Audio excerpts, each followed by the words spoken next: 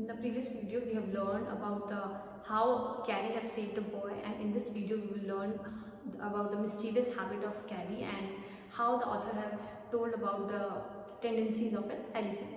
So moving on with the chapter, Carrie जो होता है बच्चे की तरह होता है और उसे और अच्छा बनाने के लिए ट्रेन करना बहुत ज़रूरी होता है ताकि वो कोई भी मिस्चीवियस हरकत करे तो उसे पनिशमेंट मिल सके, है ना। तो इसका एक एग्जांपल भी दिया है ऑथर ने कि एक दिन क्या होता है कि कैरी को शायद किसी ने बनाना दिए होते हैं और उसका टेस्ट उसे इतना अच्छा लगता है कि वो उसे और खाने का मन करता है। तो ऑथर बताता है कि उनकी डाइनिंग रूम में एक बड़ी सी विंडो थी जहाँ पे एक बड़ी सी प्लेट में वो बहुत सारे फ्रूट्स रखते थे। तो उसने देखा कि एक बार जो है उस फ्रूट्स की प्लेट से जो है केले गायब होते हैं। तो जो पेरेंट्स होते हैं वो उनके जो वहाँ काम करने वाले सर्वेंट्स होते हैं उन पर एंग्री गुस्सा हो जाते हैं कि शायद उन्होंने ही ये काम किया होता है। लेकिन कुछ दिनों बाद जब फ्रूट्स फिर से गायब होते हैं तो जो पेरेंट्स होते हैं बॉय के और जो सर्वेंट्स होते हैं वहाँ काम करने वाले, उन दोनों को ये लगता है कि ये काम जो है उस बॉय ने किया, यानी कि ऑथर ने किया। लेकिन ऑथर खुद उनसे गुस्सा होता है क्योंकि उसे पता होता है कि ये उसने काम नहीं किया होता है। तो नेक्स्ट टाइम जब केले फिर से गायब होते हैं तो वो जनरली जो है कैरी के पेवेलियन की साइड से जा रहा होता है, उसे वहाँ पे केला दिखता है। तो वो बहुत ज़्यादा हैरान हो जाता है और वो सोचने लगता है कि कैरी तो कभी फ्रूट्स खाता ही नहीं था, वो तो हमेशा लकड़ियाँ और पत्ते खाने में इंटरेस्टेड होता, तो ये यहाँ पे फ्रूट क्या कर रहा है। तो एक दिन वो यूं ही अपने डाइनिंग रूम पे बैठा होता है और वो सोच रहा होता है कि वो कोई फ्रूट खाए या नहीं, क्योंकि अपने पेरेंट्स की परमिशन के बिना ये सब नहीं करना चाहता था। तो वो अचानक से देखता है कि कुछ काली सी चीज़ आती है जैसे एक सांप हो और वो फ्रूट्स वहाँ से लेती है और चली जाती है। तो इस इंसिडेंट से वो इतना ज़्यादा डर जाता है कि वो इसी घबराहट में बाहर निकलता है और ये सोचने लगता है कि बस अब तो ये सांप जो है दोबारा वापस ज़रूर आएगा फ्रूट्स खाने के लिए और हम सबको भी मार देगा। लेकिन जैसे ही वो आगे बढ़ता है तो वो देखता है कि ये तो कैरी की बैग उसे पीठ दिखती है, यानी कि बैग मतलब पीठ दिखती है और वो पवेलियन की साइड जा रहा होता है अपने, है ना। और कैरी और जो बॉय जो होता है वो इतना ज़्यादा डरा हुआ होता है अपने उस इंसिडेंट से जो अभी हुआ होता है कि वो उसे कैरी की कंपनी की ज़रूरत होती है अपने आप को शांत करने के लिए।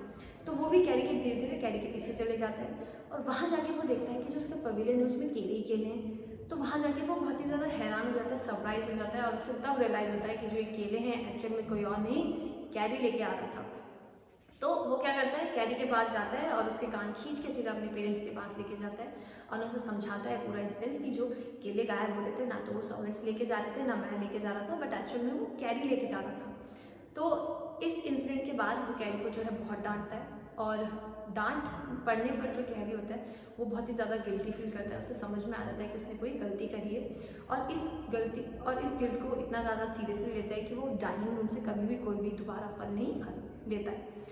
लेकिन जब भी कोई इंसान उसे कोई और फ्रूट देता था तो वो हमेशा से खुश होता था और ऐसे आवाज़ निकालता था जैसे वो उसे थैंक यू बोलना चाहता हो।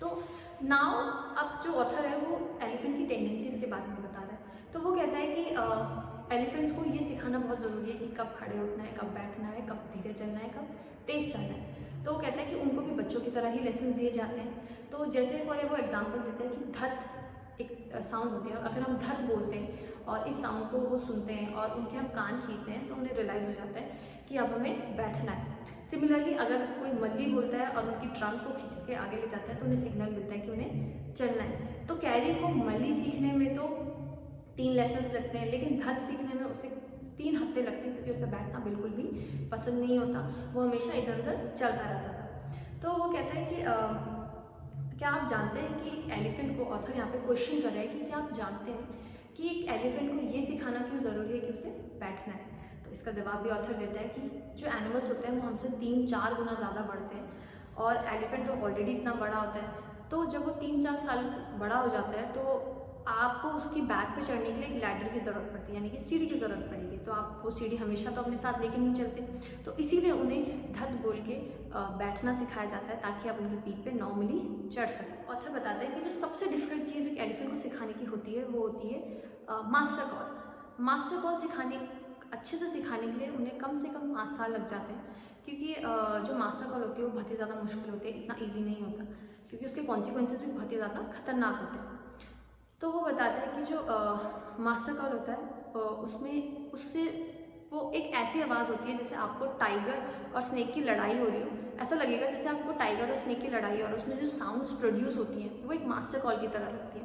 तो ऑथर यहाँ पे फिर से एक क्वेश्चन करते हैं कि क्या आपको पता है कि मास्टर कॉल करने से क्या हो सकता है, क्या कॉन्सिक्वेंसेज हो सकते हैं, या उससे होता क्या है। तो लाइक वो ऑथर जो होता है वो बोलता है कि फॉर एग्जांपल आप सोचिए, इमेजिन करिए कि अगर आप एक जंगल में खो गए हैं, बहुत अंधेरा हो गया, आपको सिर्फ तारे या चाँद दिख रहे हैं और आपको समझ में नहीं आ रहा है क्या है, तो आपको कुछ नहीं करना है, आपको सिर्फ मास्टर कॉल देनी है। जो आपका एलिफेंट होगा वो आपको ढूंढते हुए खुद आएगा। कैसे? उसके रास्ते में जो भी चीज़ आएगी वो सब वहाँ से डिस्ट्रॉय करते हुए आएगा, यानी कि पेड़ है तो वो पेड़ हटाते हुए जाएगा। अब उस पेड़ में बहुत सारे एनिमल्स हो सकते हैं, यानी कि मंकीज़ होंगे, तो वो मंकीज़ डर के मारे एक पेड़ से दूसरे पेड़ में जाएंगे, है ना। इवन हो सकता है कि वहाँ पे टाइगर्स भी हों, तो टाइगर्स भी डर के मारे हट जाएंगे। तो वो एक्चुअल में क्या करता है कि वो सारे पेड़ या जो भी थिंग्स उसके आगे होती हैं वो उसे डिस्ट्रॉय करता है, साइड हटाता है और जंगल से आपके घर तक का एक स्ट्रेट रास्ता बनाता है। तो इस समय क्या पता चलता है कि जो एनिमल्स होते हैं वो वैसे तो केयरिंग होते हैं, हम उनकी ज़्यादा हमें लगता है केयर करते हैं, लेकिन क्योंकि हम उनकी इतनी केयर करते हैं, उनकी इतनी परवाह करते हैं कि वो हमें रीपे करना भी जानते हैं।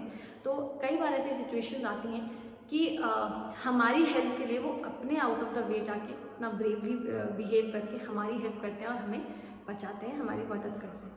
Thank you.